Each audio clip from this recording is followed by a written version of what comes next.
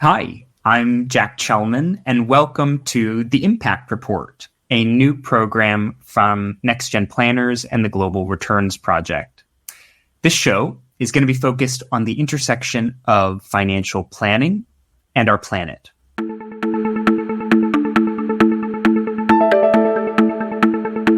These days, it's hard to avoid the realities of crises like climate change and biodiversity loss.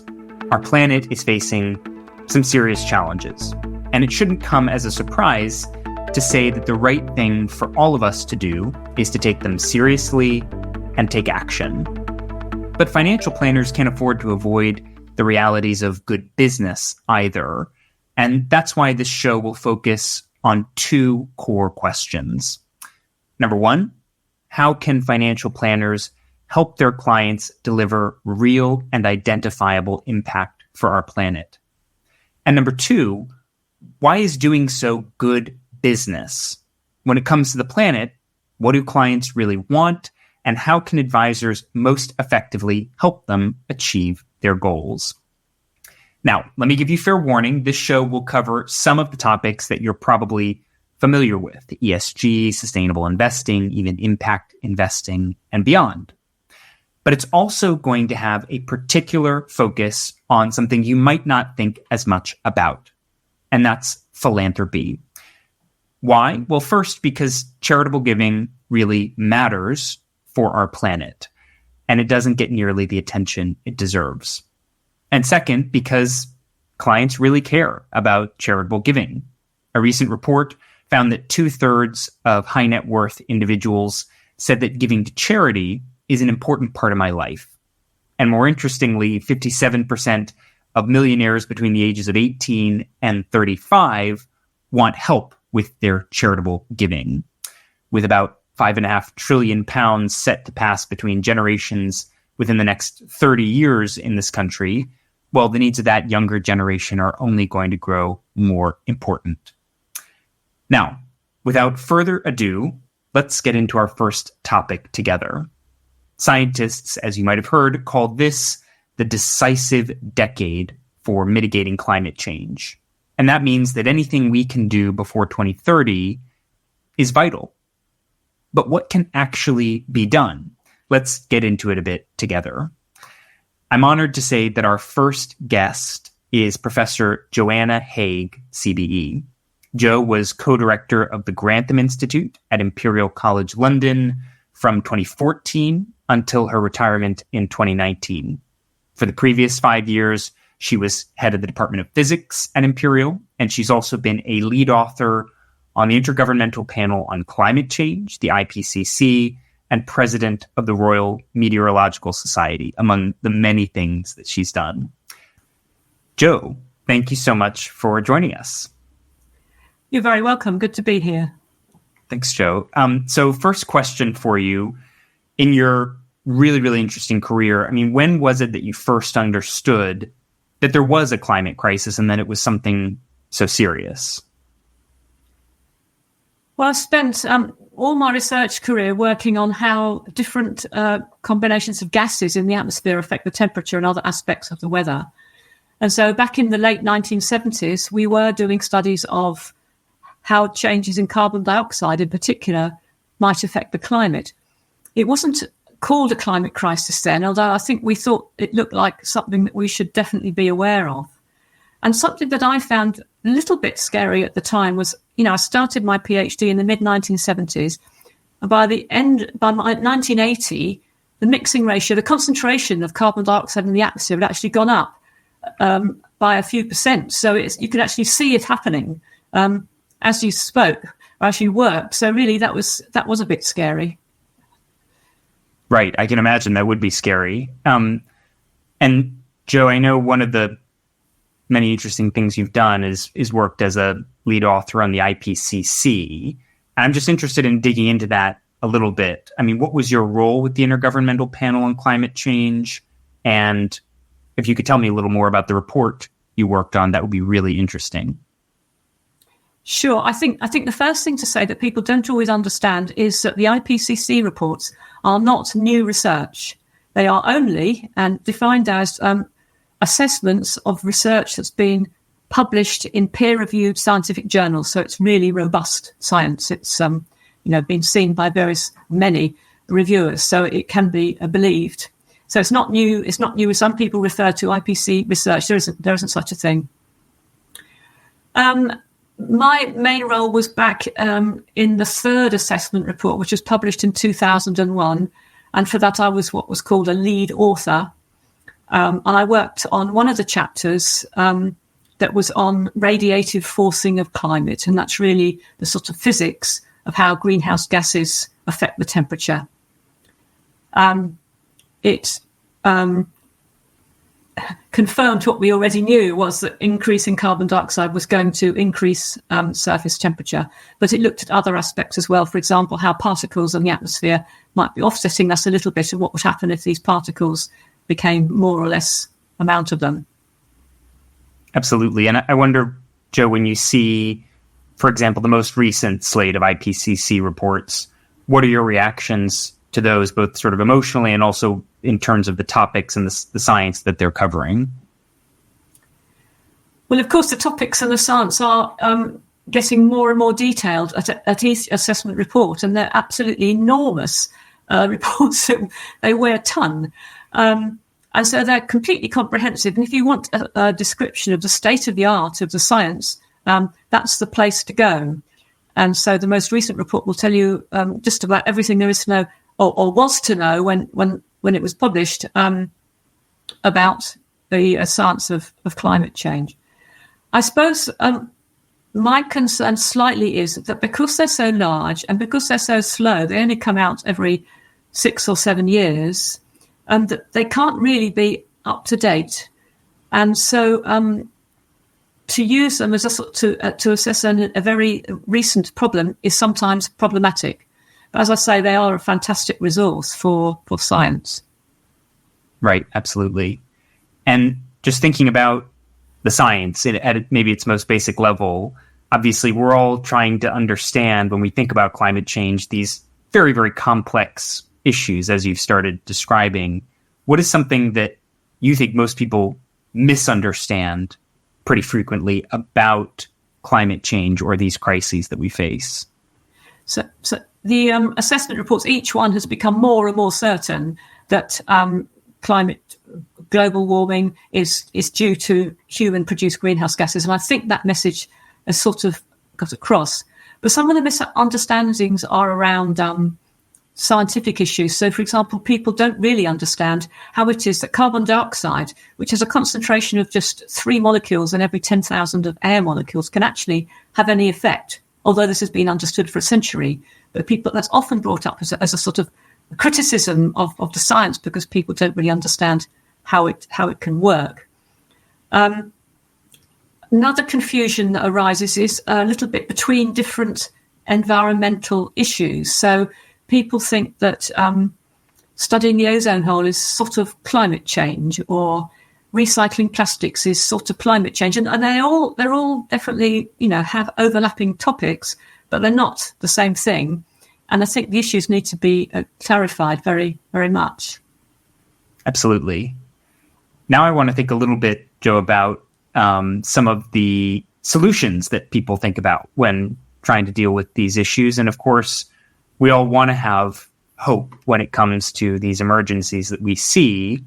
But I think it's important to dig into some of the things we think about most frequently. So obviously, governments are the first place that people stop when they think about who might deal with these issues. Very, very simple question for you, I guess. But the question is, are governments going to solve this issue on their own? Well, the IPCC, and this is called the Decisive Decade, because the IPCC has said that in order to get the temperature to stay below 1.5 degrees by the end of the century, we've got to reduce greenhouse gas emissions by 43%.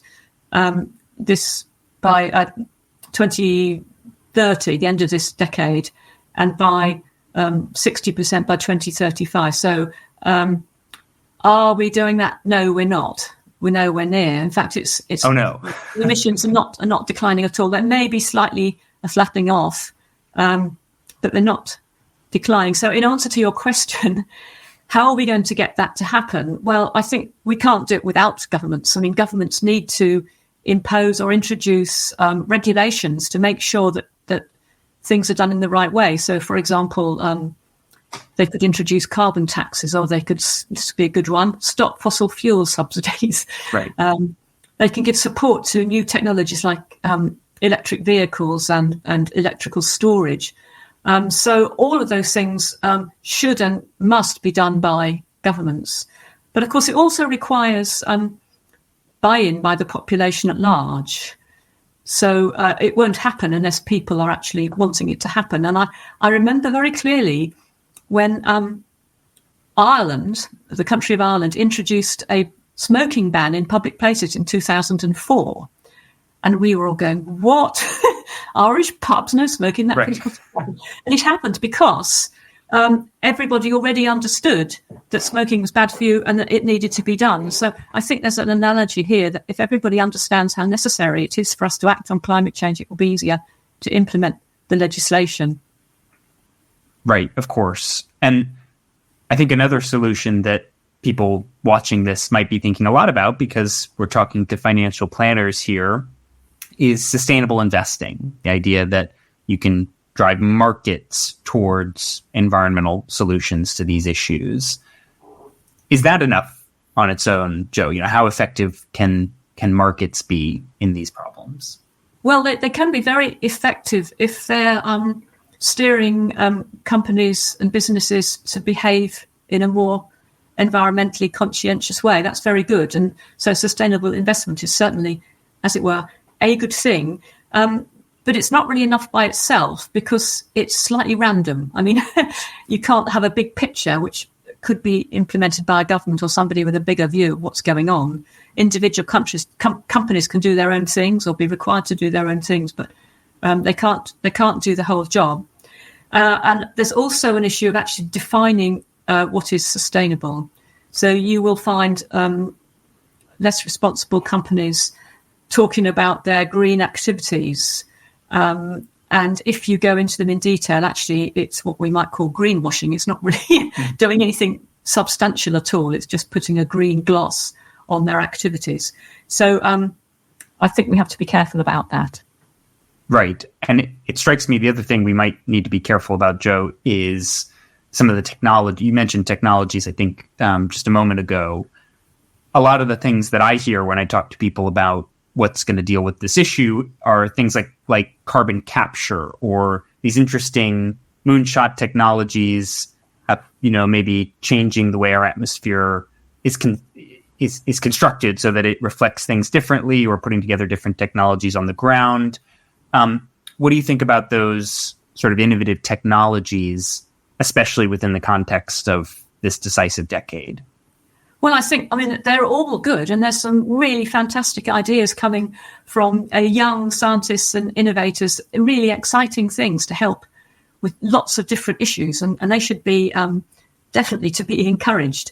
But I think we'll have to be very careful about relying on those. And also, you suggest carbon capture and storage. Well, I think we may not be able to survive without it, but at the moment, it's not being done in any way at enough of a rate, and the whole thing needs to be completely beefed up. But of course, what needs to be happen first is that people need to lower their emissions, or everybody needs to lower their greenhouse gas emissions in order to try and get back on track. Right. We sort of have to start at the source. We can't pretend like nothing's happening. Exactly. That brings me to another solution that I mentioned at the start here that people don't really talk about that much, and that's charitable giving or philanthropic giving to environmental organizations. How does charitable giving fit into the broader jigsaw puzzle of climate solutions? Well, I mean, individual action is all important, and people can do lots of different things. You know, they may try and use less energy or have a more vegetable diet or active transport. All those things, again, are all going to contribute. But possibly the most effective way that people can contribute is by collaborating with organisations that have already established really good ways of helping we'll hear about one of these later in this podcast, I think. But there's lots of organisations that are doing stuff, charitable organisations, and by supporting those, individuals can really feel that they're part of activities that are making a difference. Well, thanks, Jo. That's a great segue to our next guest for this episode. But before we go, let me just thank you so much again for your time and for all these really interesting comments. Thanks, Jo. Oh, you're very welcome, Jack. And I really admire what the Global Returns Project is doing, and all the best for your and its future. Well, thank you so much. Now that Jo has so brilliantly laid out these issues, let's bring in our second guest, who is going to bring some of these solutions that we talked about to life. Vicky Wallace is fundraising manager at Rainforest Trust UK, which is an incredible climate charity protecting areas of threatened rainforest all around the world. Let's welcome Vicky. Hi, Jack. Pleasure to be here.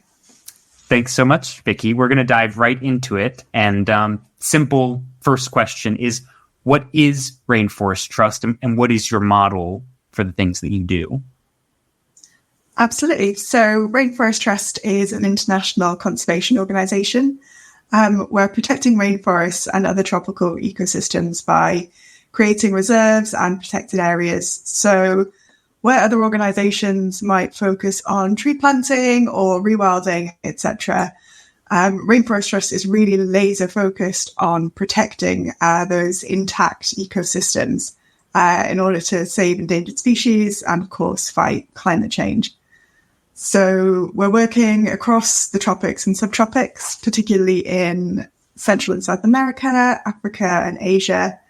And a bit about our approach. So we're always working with local partners and community groups. And first of all, it's about identifying the areas that are in urgent need of protection, whether that's because they've got a particularly threatened species, because there are immediate threats knocking on the doors of these areas. And working out what is the most effective way to secure long-term protection for the areas that we want to protect. There are a couple of different ways that we can do that. So first of all, we can support a land purchase, which is, of course, where the land becomes a private reserve, which is owned and managed by a local conservation organisation. In other projects, we might designate the land as a protected area, like a national park or a nature reserve. So instead of purchasing the land, what we're doing is we're ensuring that the correct laws are in place as to what activities can or can't take place within that area. And we also have land titling projects, which usually end up being my favourite projects, because in those ones we're working with local communities who've inhabited their lands for generations and know how to manage their land sustainably. But on paper, they actually don't have the legal titles to their own territories. So what we're doing in those projects is helping the communities themselves to gain the legal rights to their own lands. So from a climate change perspective, that diverse approach of different ways to protect land is really key to being able to protect vast areas that store huge amounts of carbon, and in particular that third method of indigenous land titling. That allows us to work cost effectively and to protect some of the most intact and carbon-rich rainforests on our planet. It's fantastic, and it's such an inspiring model, Vicky. I mean, very quickly, I know that Rainforest Trust has some amazing impact statistics in terms of what you all have accomplished on a global scale since you've started. I wonder if you could just share a couple of those. Yeah, absolutely. We've, across the globe, protected over 45 million acres of rainforest so far. And in those acres is stored 7.4 billion tons of CO2 equivalents. So that's the solid carbon that's stored within the ecosystems. Those forests are also home to over 2,700 at-risk species as well. Because I know we're talking about climate today, but protecting endangered species is another key part of what we're doing at Rainforest Trust. Fantastic. Just to dive into one area that I think is really interesting in terms of what you've done, I know that Rainforest Trust has been very active in Brazil, and I'm interested in how you developed that Brazil strategy following recent elections and what successes you've delivered to date as a result of that. Yeah, absolutely. You're right. Brazil is a huge focus for us right now. It's home to over half of the Amazon rainforest, which is, of course, the world's largest rainforest. So it's a real key area of the world. And unfortunately, we've already lost over 18% of the Amazon. So there's accumulating evidence to suggest that the whole biome is nearing a tipping point where much of the forest would then degrade into dry savanna and woodland. So that would have not only a huge impact for the global climate, but also for the local people who live there and depend on the ecosystem and the species who live there as well. So as you said, in Brazil, a previous lack of support for conservation in the country was really slowing our progress. But last year, with the change in administration, it sort of opened up this window of 4 years up to 2026, which is our opportunity to get in there and get protecting. So the aim is to protect as much as possible in that time. And because it takes a little while to secure protections, these projects can take a couple of years. We really need to be acting now. So the story certainly isn't over, because there's still, in the Amazon, there's still the largest area of intact, unprotected tropical rainforest in the world. So those areas, which constitute about 29% of the original forest, those are what we're aiming to protect in our Brazil strategy. We've got until 2026, as I say, because that's the end of the current presidential term. So that's how long we know that we've got the current administration in place. And the reason that we're moving now to protect areas is after Lula's last presidential term, the areas that had been protected. So whilst deforestation was on the rise across the Amazon, the areas that had already been protected were the areas that were most likely to remain intact. And the areas that were most degraded were the unprotected areas. So we need to act now, secure those protections. The goal is 20 million acres, which is about the size of Scotland. And that will be across multiple projects, working with local partners and communities. A lot of these projects will be Indigenous land titling projects. And indeed, we've directed some global returns project money to those projects already. It's amazing, and it's just inspiring that you all were able to respond so flexibly to a political change to take advantage of a huge area of opportunity for these solutions. So it's just great. Vicky, obviously, again, a lot of viewers might be interested in sustainable investing and the things that markets can deliver. I wonder if you have any thoughts on how Rainforest Trust's work might be a complement to the impact that a more sustainable investing strategy might be able to deliver.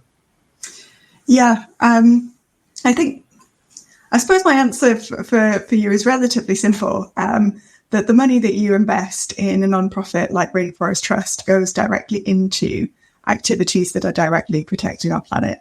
So you're not investing in a nonprofit based on the financial return. That's part of the idea of being a nonprofit. Instead, the returns that we are reporting are based on the number of acres that we've protected, the types of ecosystem we've protected, the carbon that's stored within those acres, and of course the impact on endangered species as well. Well, that's well said, Vicky. And I think that's such a good point that, you have your sustainable investing, which gives financial returns, and then a donation, not an investment, something philanthropic. It doesn't give you financial returns, but it can give you something else. And from the client perspective, that's really powerful. Again, just sort of using Rainforest Trust as a specific example. Of course, this applies to all sorts of environmental charities, and anyone watching, this is really about environmental philanthropy broadly. But I guess, Vicky, just as an example, how would a financial advisor offer Rainforest Trust to their clients? Yeah, so there are ways and means for people to support our work directly, which are on our website, rainforesttrust.org. But really, if they're following this show, then we'd love for people to check out the Global Returns Project and support our work that way. So if a client was to direct their donations to Rainforest Trust, then 100% of them would go to the top priority climate projects that our science team identify as high priority for the climate. and that are, of course, vetted by Global Returns Project. And of course, there's the option to mix and match, and you've got a fantastic portfolio of climate charities. So clients can kind of have a bespoke selection as to what areas they want to make a difference in across your portfolio. Well, wonderful. Well, Vicky, thank you very much for your work and for everything else that Rainforest Trust is doing, because I'm sure I speak for anyone watching when I say it's nice to hear some stories of success, right? So thank you very much, and thanks for your time as well. Absolutely, you too. We're really proud to be one of your portfolio. We love what you're doing in the space. So thank you for having me here today. Well, thank you, Vicky. And thank you again to Joe for your time and your really interesting comments. And thanks to all of you for tuning into this, our first episode of the Impact Report. Our next conversation you're not going to want to miss. It's going to focus on sustainable investing specifically. So we know that regulation and client demand are making sustainable or ESG strategies more and more important for financial planners. But what can sustainable investing actually deliver for the planet? We've alluded to it today, but let's dig into it in a little more detail. And where does sustainable investing fall short? In our next discussion, we're going to speak with fund managers Mike Jennings and Harry Thomas from TT International, followed by guest financial planner Ben from Kennedy Black Wealth Management. Finally, this program is co-hosted by the Global Returns Project, which is a UK charity helping financial advisors offer clients high-impact climate philanthropy, often as a complement to sustainable investing. If you'd like to learn more and find out how to work with GRP at no cost to you or your clients, well, then we'd love you to get in touch. My email is jack@globalreturnsproject.earth. Thank you so much.